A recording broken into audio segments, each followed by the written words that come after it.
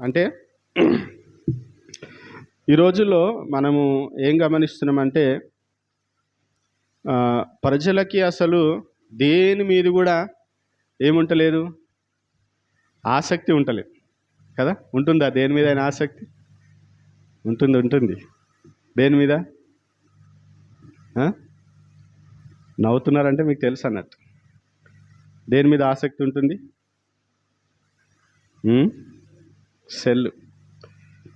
Cell తప్ప దేని మీద ఆసక్తి ఉంటలేదు. సరే, అయితే ఈరోజు దేవుని వాక్యంలో నుండి మనం నిజంగా వేటి యందు మనం ఆసక్తి కలిగి ఉండాలి. అర్థమవుతుందా? దేవుని బిడలముగా మనం వేటి యందు ఆసక్తి కలిగి ఉండాలి. చాలామందికి దేని యందు ఆసక్తి లేదు, అది కనబడుతూనే ఉంది. కానీ దేవుడు నాకు ఇచ్చిన ఆలోచన, దేవుడు నాకు ఇచ్చిన ప్రేరణ బట్టి నేను మీతో కొన్ని విషయాలు ఆసక్తిని గురించి మీతో పంచుకోవాలని దేవుడు నాకు ఆలోచన ఇచ్చినాడు. అయితే ఆసక్తి అన్నప్పుడు వాడిన పదం, మనం జనరల్గా వాడే పదం ఏంటంటే ఇంట్రెస్ట్ అనే వర్డ్ యూజ్ చేస్తాం కదా. ఇంట్రెస్ట్ అంటే వాస్తవానికి ఆసక్తి అనే దానికి 4 పదాలు మనము వాడచ్చు. ఒకటి, ఇంట్రెస్ట్ అనేది అంటే కుతూహలం. ఏంటిది? ఆసక్తి అంటే కుతూహలం. ఇంకోటి, ఇంట్రెస్ట్ అంటే మొగ్గు చూపడం, బెంట్. నాకు ఇంట్రెస్ట్ లేదంటాం కదా, వాళ్ళ మీద అంత ఇంట్రెస్ట్ చూపిస్తలేడంటే కొంచెం ఆయన బెండ్ అయితే లేడని అర్థం. అంటే అటువైపు ఆయన మనస్సు పోవడం లేదు అని అర్థం అన్నమాట. మూడోది ఇష్టం, లైకింగ్. ఇంట్రెస్ట్ అంటే నాకు ఇంట్రెస్ట్ లేదంటే నాకు ఇష్టం లేదు అనేటువంటి మాట కూడా వస్తుంది. అలాగే ఉత్సాహం, జీల్ అనే వర్డ్. మనము ఏ విషయంలో కుతూహలంగా ఉన్నాం, ఏ విషయం వైపు మనం మొగ్గు చూపుతున్నాం, ఏ విషయాన్ని ఇష్టపడుతున్నాం, ఏ విషయంలో ఉత్సాహంగా ఉన్నాం. అర్థమవుతుందా? ఏ విషయంలో మనం కుతూహలం కలిగి ఉన్నాం, ఏ విషయాల వైపు మనం ఎక్కువ మొగ్గు చూపుతున్నాం. మొగ్గు చూపడం అంటే కొంచెం అట్లా. అలాగే ఏ విషయాలంటే మనకి చాలా ఇష్టంగా ఉన్నాయి, ఏ విషయంలో మనం ఉత్సాహం కలిగి ఉన్నాం, వాటి యందు మీరు ఆసక్తి కలిగి ఉన్నట్టు మీకు అర్థమవుతుంది కదా. కాబట్టి మీరు దేని యందు ఆసక్తి కలిగి ఉన్నారు అని అడగడం కాదు నా ఉద్దేశం. మీరు దేని యందు ఆసక్తి కలిగి ఉండాలి అని వాక్యం చెప్తుందో అది నేను మీతో ఈరోజు పంచుకోవాలని ఇష్టపడుతున్నాను. ఒకవేళ నేను చెప్పే విషయాలు మీలో ఉంటే దేవునికి స్తోత్రం. ఒకవేళ లేకపోతే వాటి ఎందు నాకెందుకు ఆసక్తి లేదు అని మనం ప్రశ్నించుకోవాలి కదా. అల్టిమేట్గా వాక్యం యొక్క ఉద్దేశం ఏంటిది? మళ్ళీ మనం సరి చేసుకొని, అర్థమవుతుందా, మళ్ళీ మనము మార్చుకొని ప్రభు కొరకు జీవించడమే. కాబట్టి ఈ విషయాన్ని దయచేసి గమనించాలి. దేని యందు మనము ఆసక్తి కలిగి ఉండాలి. మొట్టమొదటిది, మనము దేవుని మందిర విషయంలో మనం ఎట్లుండాలి? ఆసక్తి కలిగి ఉండాలి. మందిరాన్ని మనం ఇంకొక మాట ఏం వాడతాం తెలుసా? ఇది దేవుని మందిరం. ఏంటి? దేవుని యొక్క, ఇప్పుడే పాట పాడినాం కదా, రాజాని భవనం, దేవుని యొక్క ఇల్లు. అవునా? దేవుని ఇంటి యందు, యెహోవా ఇంటి యందు ఏముండాలి? మనకి ఆసక్తి ఉండాలి. లేఖనాలు చూద్దాం.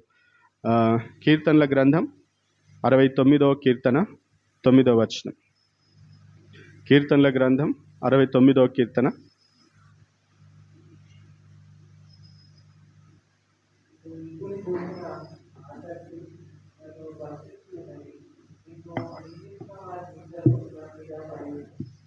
నీ ఇంటిని గూర్చిన ఆసక్తి నన్ను భక్షించుచున్న. యోహాను సువార్తలో ఇదే మాట యేసు ప్రభు కూడా చెప్తాడు. చూడండి, యోహాను సువార్త 2వ అధ్యాయం 7వ వచనం. యోహాను సువార్త 2వ అధ్యాయం 7వ వచనం.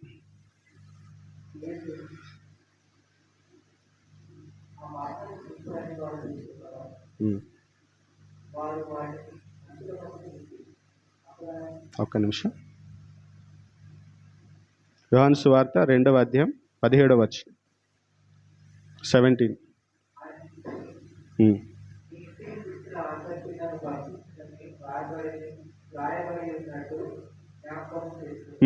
కీర్తనలో చెప్పబడినటువంటి ఆ లేఖనాన్ని శిష్యులు జ్ఞాపకం చేసుకుంటారు. ఏ సందర్భంలో, ఏ పరిస్థితుల్లో అంటే యేసుప్రభు ఏం చేస్తున్నాడు? అక్కడ దేవాలయంలో అందరూ కూడా ఏం చేస్తున్నారు? వ్యాపారం చేస్తున్నారు కదా. దేవుని మందిరంలో ఏం చేస్తున్నారు? నా తండ్రి ఇంటిని మీరు ఏం చేసినారు? వ్యాపారపు ఇల్లుగా మీరు మార్చినని చెప్పి అక్కడ ఉండేటువంటి వారిని, రూకలు మార్చేవారిని, పావురాలు అమ్మేటువంటి వారందరిని కూడా ఆయన ఏం చేస్తున్నాడు, వెళ్ళగొట్టినట్టుగా, కొరడాలతో కొట్టి వారిని ఇది చేసినట్టుగా మనం చూస్తున్నాం. అంటే దేవుని మందిరము సరిగ్గా లేనప్పుడు, దేవుని మందిరంలో జరగాల్సినటువంటి కార్యం జరగనప్పుడు మనలో ఏముండాలి, చలనం అనేది రావాలి. మందిరం ఎటుపోతే నాకేంది అని అన్నారు అనుకోండి, అది కరెక్ట్ కాదు. అర్థమవుతుందా? మనకు దేవుని మందిరం గురించి ఏముండాలి, ఆసక్తి అనేది ఉండాలి. ఇప్పుడు మందిరం అంటే ఏంటిది, మనమే కదా, వీఆర్ ద చర్చ్, మనం మందిరం కదా. మందిరం అని మనల్ని మనం మందిరం అని అనుకుంటున్నప్పుడు మనలను గురించినటువంటి ఆసక్తి, మన మందిరంలో ఉండేటువంటి వారిని గురించినటువంటి ఆసక్తి మన లోపల ఉండాలి. ఏం జరుగుతుంది మందిరంలో? నేను గోడల గురించి, ఫ్యాన్స్ గురించి, వాటి గురించి నేను మాట్లాడుతాను, నేను మనుషుల గురించి మాట్లాడుతున్నా. ఆసక్తి ఉందా చర్చ్ విషయంలో? ఎవరైనా మందిరానికి రాలేదంటే అయ్యో ఎందుకు రాలేదనే బాధ మీకు కలుగుతుందా? ఎవరైనా ఏదైనా కష్టంలో ఉన్నారంటే అయ్యో నేను కూడా ఏదో ఒకటి చేయాలనేటువంటి తపన మీలో కలుగుతుందా? మీరు ఆలోచన చేయండి. చాలా చర్చెస్లో అలా వచ్చి అలా వెళ్ళిపోతారనమాట. పక్కనున్న వాళ్ళు ఎవరో కూడా తెలియదు. వాళ్ళు చెప్తారు, ఆ రోజు నీ పక్కనే కూర్చున్నా అంటారు. అవునా అంటారు. అప్పుడు అంటే దేవుని మందిరానికి వస్తారు, అలాగూ వెళ్ళిపోతారు. అక్కడ ఎటువంటి సహవాసం అనేది ఉండదు. అసలు మందిరాన్ని దేవుడు మనకి ఇచ్చింది ఎందుకు? సహవాసము చేయడానికి. అర్థమవుతుందా? కాబట్టి మందిరము గురించి, దేవుని మనుషుల గురించి మనకేముండాలి, ఆసక్తి ఉండాలి. దేవుని మందిరంలో ఏవైనా అక్రమాలు జరుగుతున్నప్పుడు కూడా మన లోపల బాధ, వేదన అనేది కలగాలి. అర్థమవుతుంది? ఈ రోజుల్లో మనం లోక సంబంధమైనటువంటి చాలా అక్రమాలు జరుగుతూ ఉన్నాయి, ఆత్మ సంబంధమైనవి కూడా జరుగుతున్నాయి, లోకానుసారమైనటువంటి అక్రమాలు కూడా మందిరాల్లో జరుగుతున్నాయి. చాలా బాధ అనిపిస్తుంది. మనం ఏం చేయగలం? మనం యేసు ప్రభులా కొరడాలతో మనం పోయి వాళ్ళని కొట్టలేం. కనీసం మనం ఏం చేయొచ్చు, ప్రార్థన అయినా చేయొచ్చు. అర్థమవుతుందా? మనవంతు సహకారం మనము అందించాలి. సో నెహెమ్యా గ్రంథం 3వ అధ్యాయం 20వ వచనం. నెహెమ్యా గ్రంథం 3వ అధ్యాయం 20వ వచనం. 3:20.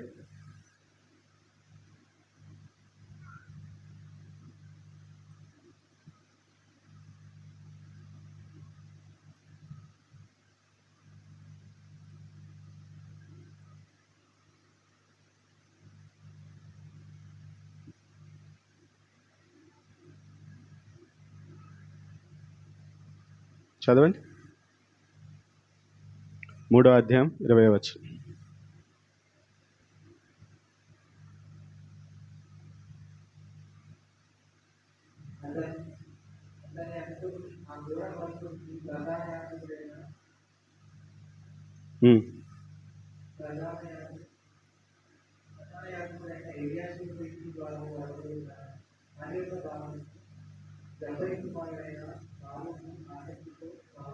చూడండి, ఇక్కడ దేవుని పని, దేవుడు అప్పగించినటువంటి పని. మందిరం కాదు ఇక్కడ కడుతుంది, దేవుడు అప్పగించిన పని ఏంటిది? యెరూషలేము ప్రాకారాలు కడుతున్నారు. దేవునికి సంబంధించినటువంటి పని ఆయన ఎట్లా చేస్తున్నాడట? బారుకు ఎట్లా చేస్తున్నాడు? ఆసక్తితో బాగు చేసెను. ఇంగ్లీష్లో విగరస్లీ, ఎర్నెస్ట్లీ అనేటువంటి మాట. అంటే ఉత్సాహంగా, నిష్ఠతో చేస్తున్నాడట ఆ పని. ఏం పని? గోడగట్టే పని. అర్థమవుతుంది? దేవుడు అప్పగించినటువంటి పనిని ఆయన ఎట్లా చేస్తున్నాడు? ఉత్సాహంగా చేస్తున్నాడు. కాబట్టి దేవుని మందిరం విషయంలో, దేవుని మందిరపు పని విషయంలో మనం ఎట్లుండాలి? ఆసక్తి కలిగి ఉండాలి. మనం ఏదో చర్చికి వచ్చినామా పోయినామా అన్నట్టుంటే కాదు. దేవుడు అది మనల్ని అడుగుతూ ఉన్నాడు. మనం నిజంగా దేవుని మందిరం విషయంలో మనము ఎంత మట్టుకు ఆసక్తి కలిగి ఉన్నాం. రెండోది, దేవుని వాక్యము నేర్చుకునే విషయంలో మనకి ఆసక్తి ఉండాలి. చూడండి, అపోస్తుల కార్యములు 17వ అధ్యాయం 11వ వచనం. అపోస్తుల కార్యములు 17వ అధ్యాయం 11వ వచనం. 17:11.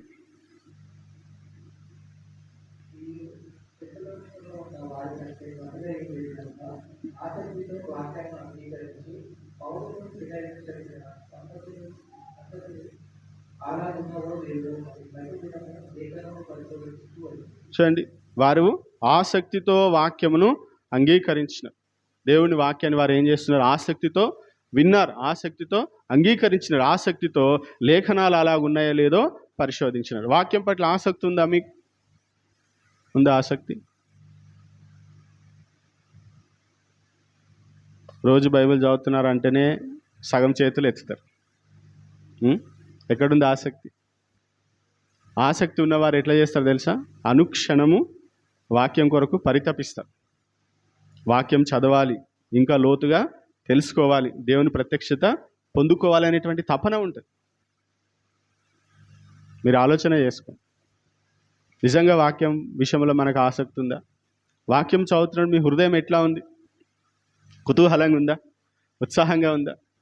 ఈ ఒక అధ్యాయం చదివి అటు పడేస్తా అన్నట్టు అనిపిస్తుందా? ఆలోచన చేయండి. దేవుడు మనతో మాట్లాడుతూ ఉన్నాడు.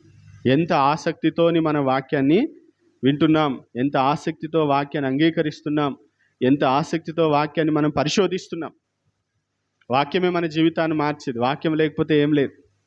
గుర్తుపెట్టుకోండి. అపోస్తుల కార్యం 21వ అధ్యాయం 20వ వచనం. 21వ అధ్యాయం 20వ వచనం.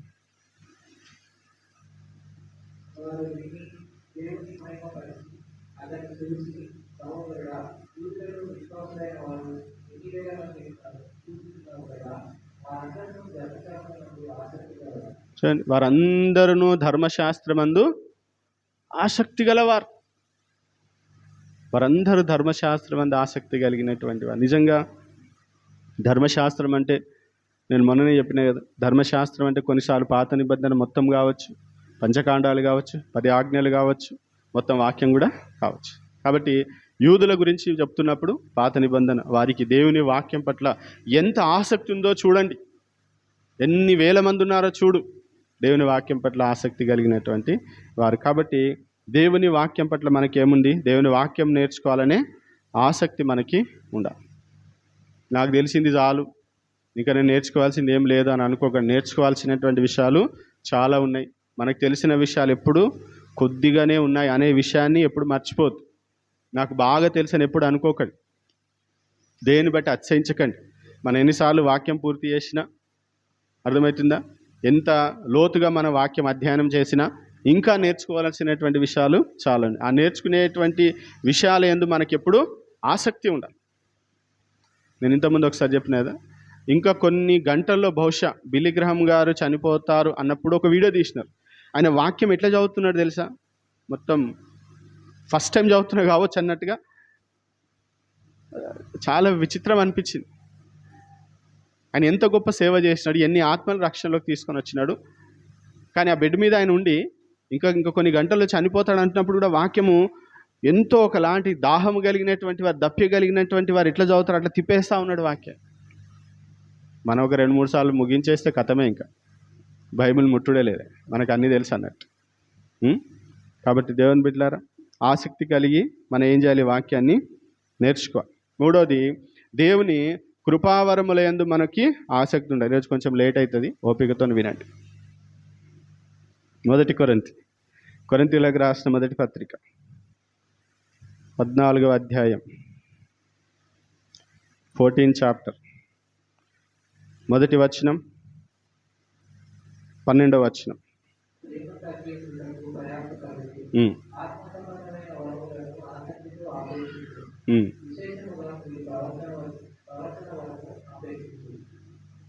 కృప, ఆత్మ సంబంధమైన వరములను ఆసక్తితో అపేక్షించండి. ఏ విషయంలో మనకు ఆసక్తి ఉండాలి? కృపావరముల విషయంలో. ఒకసారి నాదికి చూడండి. కృపావరాలు ఉన్నాయా? ఉన్నాయా? మీకున్నాయా?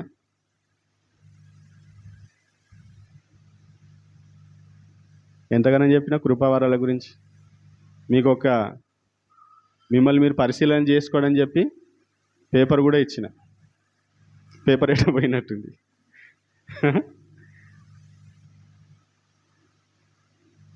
కృపావరాల గురించి ఏముండాలి? ఆసక్తి ఉండాలి. వాక్యం చదవద్దని కాదు, వాక్యం ఇంపార్టెంట్, వాక్యం బేస్. కానీ దేవుని సంఘము విస్తరించాలంటే, మనం దేవుని కొరకు వాడబడాలంటే మనకేం కావాలి? కృపావరాలు కావాలి. కాబట్టి మళ్ళా నేను ఈరోజు మీకు నేను రిక్వెస్ట్ చేస్తున్న ఏంటంటే కృపావరాలను గురించి ఆసక్తి కలిగి ఉండండి. దేవా నాకు ఏ కృపావరం ఇచ్చినావు? అర్థమైతే ఇచ్చిండు. ఆ కృపావరములను మీరు ఏం చేయాలి? దేవుని కొరకు వాడాలి. అర్థమవుతుంది? అది ఏ వరమైనా సరే, వరాలు చాలా ఉన్నాయి.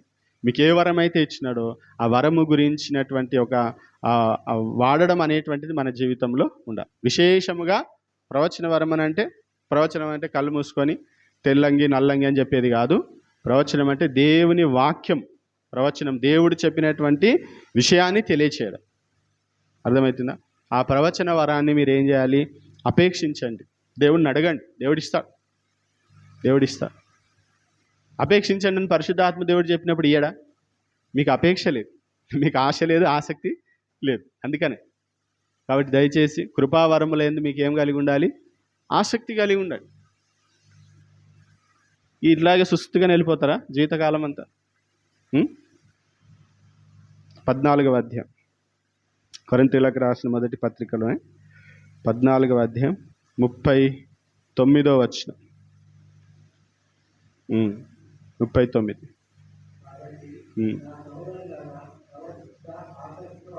ప్రవచించుట ఆసక్తితో అపేక్షించండి. ఏ విషయంలో ఆసక్తి ఉండాలి? ప్రవచించడం అనేసరికి మీరు ఇంకొక లోకంలోకి వెళ్ళిపోకండి. కళ్ళు మూసుకొని చెప్పేది అది కాదు నేను చెప్తుంది. ప్రవచనం అని అంటే దేవుడు మనకిచ్చినటువంటి వాక్కు, దేవుడు మనకిచ్చినటువంటి ఆలోచన, దేవుడు మనకిచ్చినటువంటి ప్రేరణ. అది మనం ఏం చేయాలి? ఆశతో ఆసక్తితో కోరుకోవాలి. అపేక్షించడం అంటే కోరుకోవాలి. మీరు ఎట్లనో వింటుండ్రు, అసలు ఇంట్రెస్టింగ్ ఆసక్తితోనే వింటుండ్రా? కృపావరాలను మనం ఏం చేయాలి? ఆసక్తితో అపేక్షించాలి. దేవా నాకు కూడా మీ కృపావరాలను దయచే. నన్ను అడిగితే అసలు అడగాల్సిన అవసరం లేదు. మీరు ప్రభువుతో ఉంటున్నప్పుడు ఆటోమేటిక్గా దేవుడు ఏం చేస్తూ ఉంటాడు? అవసరాన్ని బట్టి దేవుడు కృపావరాలు మీకు ఇస్తూ ఉంటాడు. ఆ కృపావరాలను ఏం చేయాలి? దేవుని సేవలో వాడాలి. నాకు ఇన్ని వరాలు ఉన్నాయని జేబులో పెట్టుకుంటే కాదు. ఏం చేయాలి? ఆ కృపావరాలను ప్రభు కొరకు మనం వాడుతున్నప్పుడు దేవుడు మనల్ని వాడుకుంటున్న విధానాన్ని బట్టి ఇంకా దేవుడు తన కృపావరాలను ఇచ్చే అవకాశం ఉంటుంది. కాబట్టి దయచేసి కృపావరముల విషయంలో మీరు ఏం కలిగి ఉండండి? ఆసక్తి కలిగి. 4వది, ప్రార్థన విషయంలో మీరు ఆసక్తి కలిగి ఉండాలి. ప్రార్థన అనేసరికి ఎవరు రారు. ఐఎం ప్రేయర్కి రారు, వెడ్నెస్డే ప్రేయర్కి రారు, first second third fasting prayers కూడా రారు. ఎందుకు రారు చెప్పండి? ఏం లేదు మీకు? చెప్పండి, ఒప్పుకోండి. ఒప్పుకోవాలంటే మీకు చాలా కష్టమవుతుంది. మీరు చేసే పనులు ఎట్లున్నాయి మరి? చేసిన దానికి ఒప్పుకోవడానికి ఏంది బాధ? మనకేం లేదు, ఆసక్తి లేదు, అందుకే వస్తలేరు. రీజన్ చెప్పొద్దు, ఇంకేమి ఏ రీజన్ చెప్పొద్దు.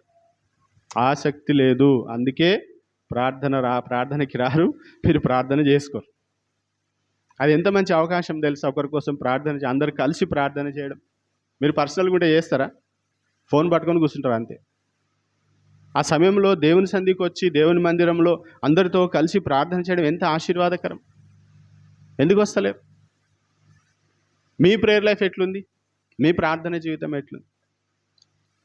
ప్రేయర్ లైఫ్ ఎక్సైటింగ్గా ఉందా? బోరింగ్ ఉందా? ఎవ్రీడే 1 hour ప్రేయర్ చేస్తున్నారా కంటిన్యూస్గా? మెకానికల్గా అయిపోయింది అది కూడా. ఏం చేయాలి? ప్రార్థన ఆసక్తితో చేయండి. అపోస్తుల కార్యం 12వ అధ్యాయం 5వ వచనం, 12:5.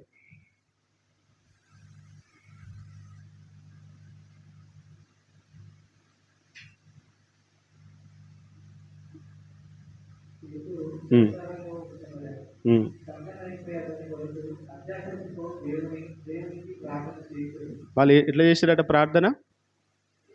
అత్యాసక్తితో వారు ప్రార్థన చేశారు. అందుకనే పేతురు సంఖ్యలు ఏమైపోయినాయి కదా? ఎంత అద్భుతం జరిగింది. ఎలా జరిగింది? సంఘము అత్యాసక్తితో ప్రార్థన, ఆసక్తితో చేసే ప్రార్థనలో శక్తి ఉంటుంది. ఆచారంగా ప్రార్థనలో ఏ శక్తి ఉండదు.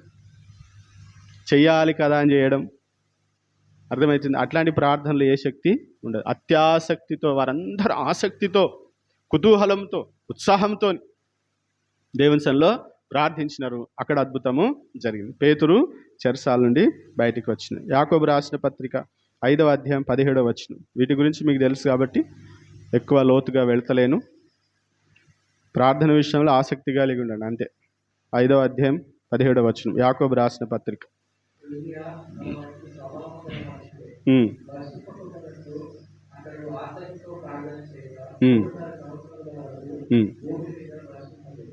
ఆసక్తితో ప్రార్థన చేయగా ఏముండాలి? ప్రార్థన విషయంలో మనకి ఆసక్తి ఉండాలి.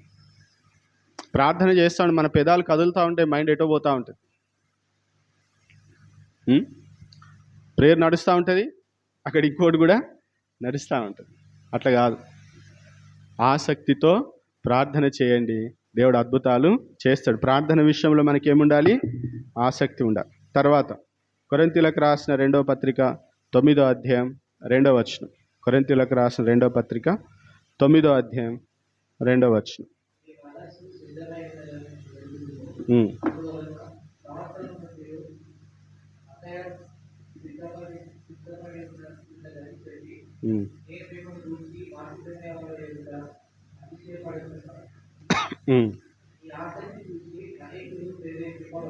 చాలు. ఇక్కడ ఏ విషయంలో మనం ఆసక్తి కలిగి ఉండాలి తెలుసా? దేవునికి ఇచ్చే విషయంలో కూడా మనకి ఏముండాలి? ఆసక్తి ఉండాలి.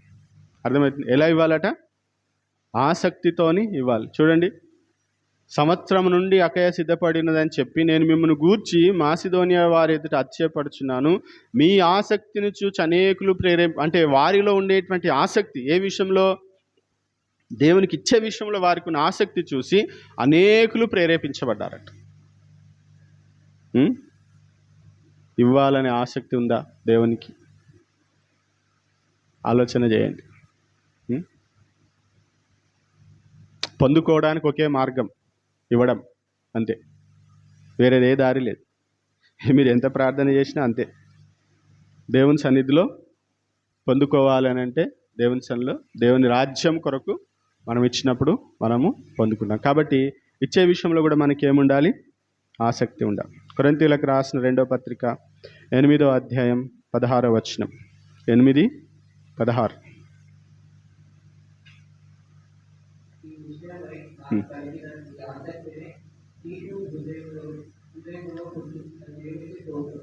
మీ విషయంలో నాకు కలిగిన ఈ ఆసక్తి. మీ విషయంలో అంటే ఎవరి విషయంలో? ఎవరి విషయంలో? కొరింథీ సంఘం విషయంలో ఎవరికి ఆసక్తి ఉంది? పౌలుకి ఆసక్తి కదా. మీ విషయంలో నాకున్న ఆసక్తిని ఏం చేసినట్టే దేవుడు తీతు హృదయంలో పుట్టించింది. అర్థమవుతుందా? ఏ విషయంలో మనకు ఆసక్తి ఉండాలి? మన తోటి వారి విషయంలో మనకి ఆసక్తి ఉండాలి. మన ఫెలో బిలీవర్, మన బ్రదర్, మన సిస్టర్ విషయంలో ఏముండాలి? ఎవడు ఎటుపోతే నాకేంది కాదు. పౌలు ఎక్కడో ఉన్నాడు, కానీ కొరింథీ సంఘం గురించి ఆయనకి ఆసక్తి ఉంది. వారి లైఫ్లో ఏం జరుగుతుంది, వారు ఆధ్యాత్మికంగా ఎలా ఉన్నారు, వారు దేవుళ్ళు ఎదుగుతున్నారా, బలపడుతున్నారా, బలహీనపడుతున్నారా, ఏమైనా సమస్యలు ఎదుర్కొంటున్నారా, ఆసక్తి ఉంది. అదే ఆసక్తి దేవుడు తీతు హృదయంలో పుట్టించినట్టు. ఎంత అద్భుతం! ఈ రోజులు ఎవరినెవరు కేర్ చేస్తలేరు. చేస్తుందా? నేను మానకొండలో ఒక చిన్న యూత్ మీటింగ్ ఉంటే పోయినా. అక్కడ చెప్పిన ఎవరిని పట్టించుకునే స్థితిలో లేరు. ఎవ్వరు వద్దు మనకి. ఎవరైనా వస్తే కూడా మనకి ఎట్లుంది? చాలా డిస్టర్బెన్స్గా ఉంది. నేను ఉండాలి, నాతో పాటు ఫోన్ ఉండాలి, ఎవ్వరు ఉండదు. ఇంటికి ఎవరైనా వస్తే కూడా వీళ్ళు ఎప్పుడు వెళ్ళిపోతారా అన్నట్టు అయిపోయింది. ఒకప్పుడు చుట్టాలు వస్తే చాలా సంబరం, ఇప్పుడు వీళ్ళు ఎప్పుడు వెళ్ళిపోతారు. వచ్చినప్పుడే అడుగుతాం ఇండైరెక్ట్గా, రాత్రి కూడా ఉంటారా? ఇండైరెక్ట్గా తెలుసుకునే ప్రయత్నం మనము చేస్తూ ఉంటాం. తోటి వారి గురించి నీకేముండాలి? ఆసక్తి ఉండాలి. వాళ్ళ లైఫ్లో ఏం జరుగుతుందో తెలుసుకొని 10 మంది ప్రచారం చేయడానికి కాదు, తెలుసుకొని వారి కొరకు ప్రార్థన చేయడానికి, వారికి సహాయం చేయడానికి. అర్థమవుతుందా? వారికి మనం ఏమైనా సహాయం చేయొచ్చేమో. పరిశుద్ధాత్మ దేవుడు నీ ద్వారా వారికి ఏమైనా సహాయము చేయగలడేమో. అర్థమవుతుంది. కొరింథీ సంఘాన్ని కట్టేసి అయిపోయి నాకు కొరింథీ సంఘంతో ఏం పని అనుకుంటలేడు పౌలు. ఎక్కడికో పోయిండు, కానీ కొరింథీ సంఘం గురించి తెలుసుకుంటూ వారికి మళ్ళీ ఏం చేస్తున్నాడు, పత్రికలు రాస్తున్నాడు. మీరు మంచిగా లేరు, మీ పద్ధతి మంచిగా లేదు, ఎవడెటు పోతే నాకేం అనుకుంటలే పౌలు లెటర్ల మీద లెటర్ రాసి వారిని సెట్ చేస్తున్నాడు. మన తోటి వారి విషయంలో మనకేముండాలి, ఆసక్తి ఉండాలి. Concern for your neighbour. నీ తోటి వారి విషయంలో నీ కొంచెమైనా కన్సర్న్ ఉండాలి.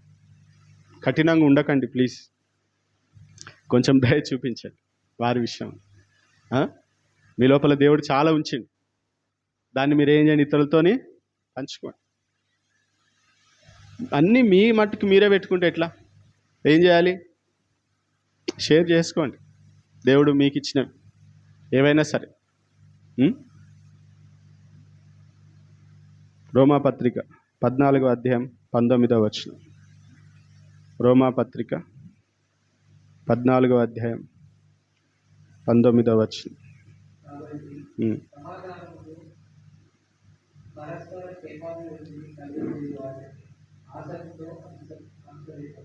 సమాధానమును పరస్పర క్షేమాభివృద్ధి కలుగజేయ వాటిని ఆసక్తితో వెంటాడండి. ఏ విషయంలో ఆసక్తి ఉండాలి మనకి? సమాధానం. వారు సమాధానంగా ఉన్నారా అని పక్కన వాళ్ళు. పరస్పరం అంటే తెలుసు కదా, పరస్పర క్షేమాభివృద్ధి. క్షేమంగా అభివృద్ధి చెందుతున్నారా, క్షేమంగా ఉన్నారా, అభివృద్ధి చెందుతున్నారా? వాడు అదే స్థితిలో ఉండాలి ఎప్పటికని కోరుకోవద్దు. ఎప్పుడు వారు ఏమవ్వాలి, అభివృద్ధి చెందాలి, అభివృద్ధి చెందాలి. మీరు ఏమైనా అనుకోండి, ఎవరైనా అభివృద్ధి చెందుంటే నాకు చాలా సంతోషం అనిపిస్తుంది. చాలా అంటే చాలా సంతోషం. దేవుడు కార్యం చేస్తున్నాడు వారి జీవితంలో. మనం ఎదగాలి, అర్థమైందా? మనం ఎదగాలి, మన తోటి వారందరూ ఎదగాలి, క్రీస్తులో బలపడాలి, దేవుని చేత వాడబడాలి. మిమ్మల్ని దేవుడు ఎక్కడికైనా వాక్యానికి పిలిచిండ్రు, మిమ్మల్ని ఎవరేమైనా పొగిడారంటే ఇక నా సంతోషానికి హద్దులు ఉండవు ఇంకా. ఎందుకు?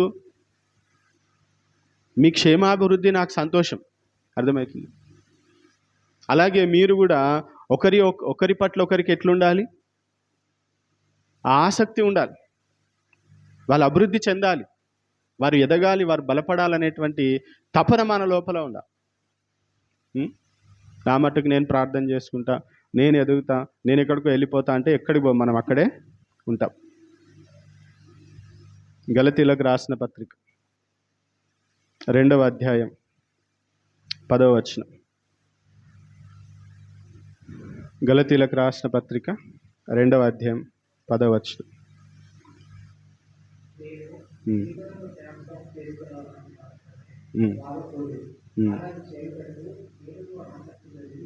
పౌలు చెప్తున్నాడు, నేను కూడా ఆసక్తి కలిగి ఉన్నా. ఏ విషయంలో? బీదలను జ్ఞాపకం చేసుకోండి. బీదలను ఏం చేయండి? జ్ఞాపకం. అంటే అదొక మినిస్ట్రీ అన్నమాట, అదొక పరిచర్య. బీదల విషయంలో మనకేముండాలి? ఆసక్తి ఉండాలి. కష్టపడుతున్నారు పాపం, అట్లాంటి వాటి విషయంలో కూడా మనం ఏమైనా చేయగలమా? మీరు అనుకోవచ్చు, నేనే బీదోని కదా, నీకంటే బీదోళ్ళు ఉన్నారు. మరి నువ్వు బీద ఏం కాదు, నువ్వు క్రీస్తులో చాలా ఉన్నతమైన స్థానంలో ఉన్నావు. మీకు చెప్పినా కదా, రోజుకి ఒకటే పూట తిని కొన్ని కోట్ల మంది బ్రతుకుతున్నారు. ఒకటే పూట. ఈరోజు తిన్నారంటే మళ్ళీ తెల్లారే దొరుకుతుంది వాళ్ళకి అన్నం. మనం ఈరోజు తిని మళ్ళీ రాత్రి ఏంది, తెల్లారి పొద్దునేందని ఆలోచిస్తాం. నువ్వు బెటర్ పొజిషన్లో లేవా? చాలా బెటర్ పొజిషన్లో ఉన్నావు. బీదవారి విషయంలో కొంచెం ఆసక్తి కలిగి ఉండండి. ఎందుకు అనంటే దేవుని యొక్క ప్రేమను వ్యక్తం చేయడానికి అదొక అవకాశం, అదొక ఆధారం. అందుకనే దేవుడు ఏమంటారు, బీదలు ఎప్పుడూ మీ మధ్యలో ఉంటారు. వారికి మనము దేవుని ప్రేమను చూపించాలి, దేవుని ప్రేమను ప్రకటించాలి. అర్థమవుతుందా? ఎప్పుడు నా దగ్గర ఏముందని అనకండి. మీ దగ్గర చాలా ఉంది. మీకంటే చాలా దయనీయమైన స్థితిలో వారు ఉన్నారు, వారిని మీరు జ్ఞాపకము చేసుకోండి. చివరిగా అన్నిటికంటే ప్రాముఖ్యమైంది రోమీయులకు రాసిన పత్రిక 10వ అధ్యాయం 2వ వచనం. 10వ అధ్యాయం 2వ వచనం.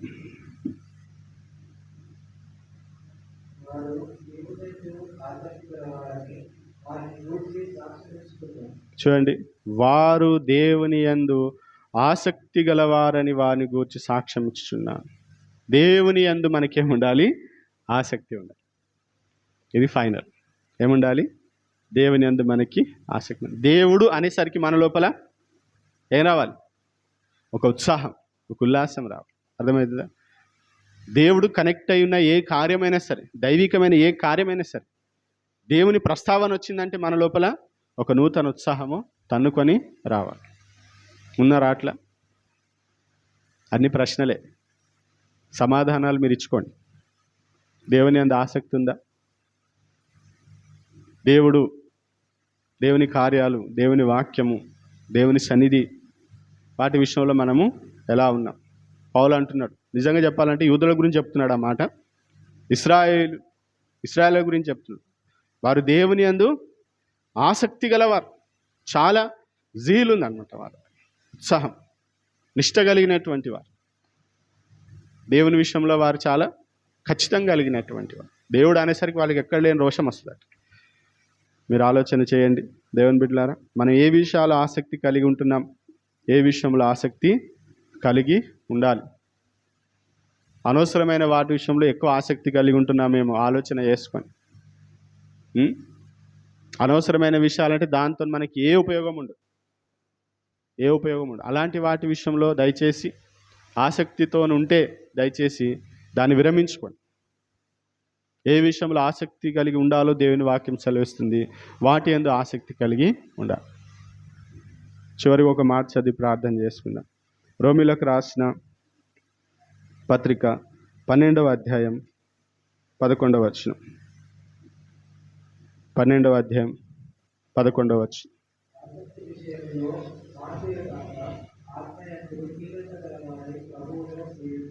ఆసక్తి విషయంలో మాంద్యులుగాక. స్లాత్ఫుల్ అనే word. Do not be slothful in zeal. Slothful అంటే సోమరి, లేజీ. ఏ విషయంలో ఉండొద్దు? ఆసక్తి విషయంలో లేజీగా ఉండకండి. ఎప్పుడు ఎట్లుండాలి? ఆసక్తి కలిగి ఉండండి. ఆసక్తి విషయంలో మాంద్యులుగాక, ఆత్మయందు తీవ్రత గలవారై ప్రభుని సేవించిన. ఆత్మలో ఏముండాలి? తీవ్రత ఉండాలి, ఇంటెన్సిటీ, తీవ్రమైనటువంటి. తీవ్రం అంటే తెలుసు కదా, ఎండ తీవ్రంగా ఉందంటారు కదా, ఎండాకాలం తీవ్రంగా ఉందంటే బాగా స్ట్రాంగ్. ఆత్మలో మన లోపల తీవ్రత ఉంది. దేవుని కొరకు ఏదో ఒకటి చెయ్యాలి. ఆసక్తి విషయంలో మీరు మాంద్యులు అయిపోతుండని నాకైతే అర్థమవుతుంది. దయచేసి దేవుని సేవకునిగా చెప్తున్నా, ఆసక్తి విషయంలో దయచేసి మాంద్యులు కాకండి, లేజీగా ఉండకండి. దైవికమైనటువంటి విషయాలు దేవుడు మిమ్మల్ని ఎందుకు ఏర్పాటు చేసుకున్నాడు, వాటి విషయంలోనే లేజీగా ఉంటే ఇంకా ఎందుకు మీరు అసలు సమయం లేదు మనకి. చేయాల్సిన పనులు చాలా ఉన్నాయి, వెళ్ళాల్సిన ప్రాంతాలు చాలా ఉన్నాయి, చేయాల్సిన పనులు చాలా ఉన్నాయి. ఆసక్తి లేకపోతే మనం ఏమి కూడా చేయలేం. కాబట్టి ఈరోజు ప్రభు మనకి మరొకసారి జ్ఞాపకం చేస్తూ ఉన్నాడు.